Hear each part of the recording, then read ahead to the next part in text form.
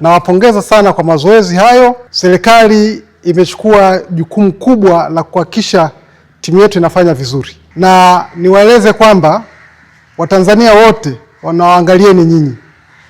Ushindi mtakaoshinda mtakapokwenda kwenye mashindano ni ushindi wa Watanzania wote. Sasa kitu cha kufanya, hakikisheni yale mazoezi mliofundishwa, zile mbinu mlizofundishwa na walimu wenu, muhakikishe mnazitumia kikamilifu kwa nguvu, akili na juhudi. Hakikisheni kama michezo mingine jinsi ambavyo tumekuwa tukifurahishwa Watanzania, basi judo tunategemea uwe mchezo mmoja wapo ambao utatufurahisha Watanzania. Tukiweza kupata medali, ile medali ni furaha ya Watanzania. Tunatarajia huenda tutapata dhahabu hapa, si ndio? Fedha tutapata. Basi tukishindwa kabisa walao shaba, si ndio?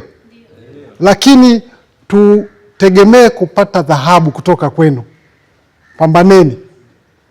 Niwaeleze kwamba kambi hii inafadhiliwa kwa kiasi kikubwa na serikali kwa kupitia Baraza la Michezo. Tumeona tunapata malazi mazuri, tunakula vizuri na kufadhiliwa kwa posho za hapa na pale.